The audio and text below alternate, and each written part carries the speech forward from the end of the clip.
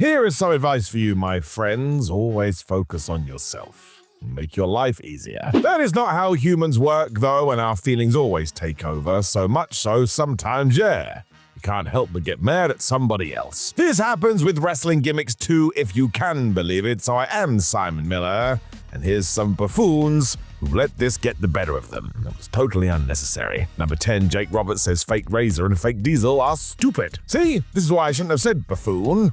Jake Roberts was totally correct. It's always so funny to tell people who don't know, but after Scott Hall and Kevin Nash had left for WCW, Vince McMahon decided it wasn't about the performers themselves. It was all about the gimmick. This is why he told future Kane, Glenn Jacobs, and Rick Bogner to just pretend to be these guys, and it would all be fine.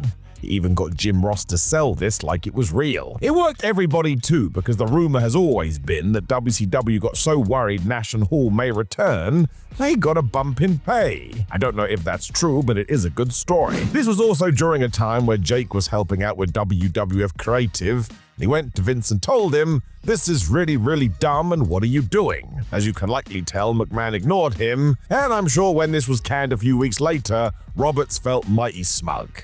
Once again, he was totally right. Number 9, The Godfather hated right to censor. And man, was this a mistake to air such worries. It bit him in the tuchus. Because the real-life Charles Wright would tell anybody that he thought right to censor was ridiculous, even though a large part of this could be because he didn't get on with Stevie Richards, who headed up that crew. For whatever reason, they weren't friends. Surprise, surprise, as soon as management figured all this out, what happened? The then Godfather became the Good Father and started repenting his old ways. He was in. Val Venus was another guy who got trapped for the same reason, and man, they didn't learn. They continued to say how bad this was, so Vince McMahon just kept on going with it. That's what he liked to do. What was really poor is that this was the last major role for Wright in the WWE.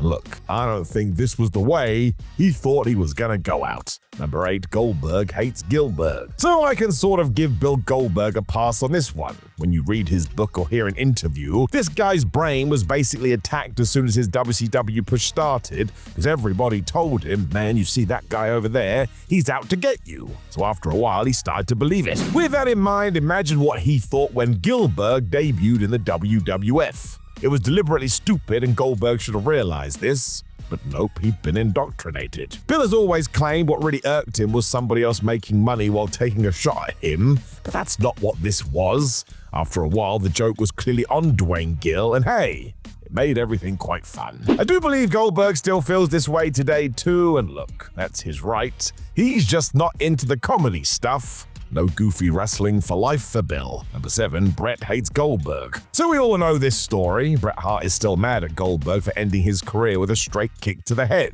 Let's face it wasn't great. What we don't focus on enough, though, is that the Hitman thinks Bill's character didn't help at all. Why were promotions encouraging him to smash his head into lockers before walking to the ring, and then smashing fools once inside? Look, that was part of the gimmick. Goldberg has talked about it. That spear was coming right for you. It just meant from Bret's point of view, all this danger could have been abandoned, but no. Bill had been told from day one, the harder the better. It's only fair to say that Goldberg has been very remorseful about this. Although both have given up that direction today, it's very much a you hate me, I hate you thing. I don't think that's going to change anytime soon. Number 6, Eric Bischoff doesn't get Raven, which is mad, really. Go back and watch Scott Levy's work in ECW especially. The dude was ahead of his time. If you listen to Eric Bischoff's podcast with Conrad Thompson, however, there is one constant thread. Eric didn't get Raven, which is a big reason he didn't get the push many fans expected. It sort of falls on Bischoff too, because sometimes it doesn't matter what you think. If people are making noise for a wrestler, just pull the trigger and see. There's no rules for wrestling. If it works, it works. To this day, I think if we had done it right at the time, it would have flown, because go and listen to Raven's peers talk about the man. They all thought he had it, and he got described as having one hell of a wrestling brain. Although now we are in 2024. I guess we're never gonna know. Number 5, Triple H doesn't want to be king. Unlike Simba, that guy was desperate. And also, down the line, Hunter Hearst Helmsley really wanted to be the king. Became his whole theme song. Back in 1997, though, Triple H did win the King of the Ring, and while past winners had literally been dressed up as royalty, Hunter wasn't into that. He He thought it was stupid. I suppose at that point he wasn't in a position to stop it, so what did he do according to one Bruce Pritchard? Destroyed such props before events so the WWF didn't have a choice. Seems a little bit childish. Eventually he got talked into the robe and scepter, but the crown was out for good, and I do see his point. He was trying to evolve his character away from this nonsense. That would just trap him in. It's also likely why he made sure Gunther didn't wear such accessories in 2024. I would imagine that Triple H got it. Let's not forget that a few months after this too, he would be crotching his groin.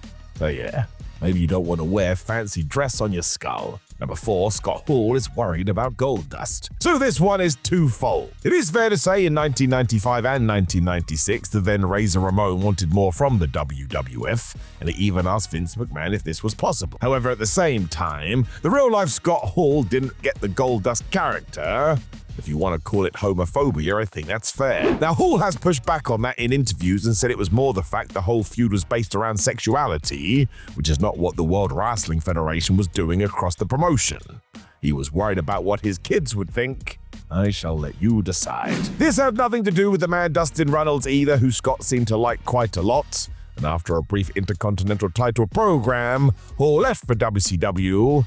Roddy Piper tagged in to take his place. But you can go and see all this play out in real time, and yeah, the Goldust character certainly was different, but there may be more to this conversation. Number 3, CM Punk resents The Miz. Now let's get it clear, these two have shaken hands since and made up, and that's a good thing. Why can't we all just get along? The main source for this is Arn Anderson, who has spoken about it on his podcast because, yep, CM Punk's frustration with The Miz stemmed from the fact that the A-lister had headlined WrestleMania, and he had not. It's only fair to say he wasn't the only one, because go and listen to The Miz in most interviews. He will happily tell you the locker room was always giving him grief over such things.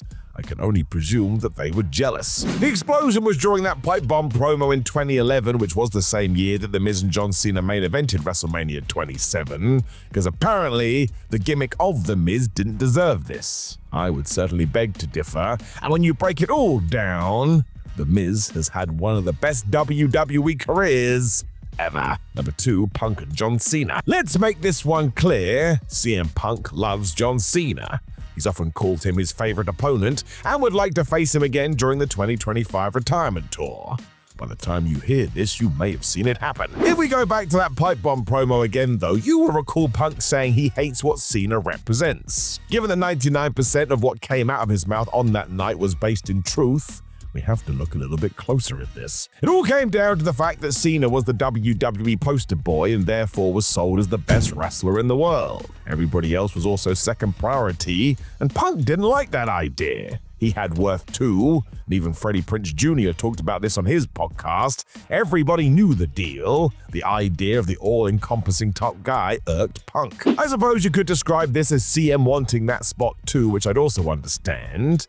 But let's all of a sudden go and chat to Ricochet on the Talk is Jericho podcast, because he told a story where he was feuding with Retribution and did a move that was too spectacular because not even John Cena would do that. And yes, those were the words of Vince McMahon. Let's just leave that there. It all comes down to the fact, though, that there was a time that unless you were a super duper whooper main eventer, you were going to be held down a little bit.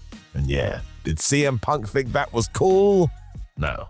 No, he did not. Number 1, The Undertaker wants the Funkasaurus to fail. Let us go back to 2012. Brodus Clay was about to debut as the Funkasaurus when The Undertaker found him and told the man to ensure it failed. Imagine that sort of reverse pep talk. What are you meant to do? In short, Taker thought this was the beginning of the end, so the faster we could tank it, the sooner Clay could go back to being a scary heel and have the audience believe in him. Otherwise, he was always going to be a dinosaur. Now, clearly Brodus didn't listen to that, but the man was totally screwed. You can't ignore instructions from the boss, so really he was handcuffed. There was nothing he could do. With the power of hindsight, it's hard to argue because this out-of-nowhere character shift didn't work, and Clay was released not too long afterwards because everybody gave up on it. This was all a little bit ridiculous, and the real-life Mark Calloway saw it coming a mile away. Know of any other gimmicks that totally piss people off, for lack of a better term? Let us know in the comments below before you like the video, share the video, and subscribe. Then please do click the video on the screen for another walk down memory lane with me, Simon Miller, but otherwise, you take care, my friends, and I'll speak to you again very soon.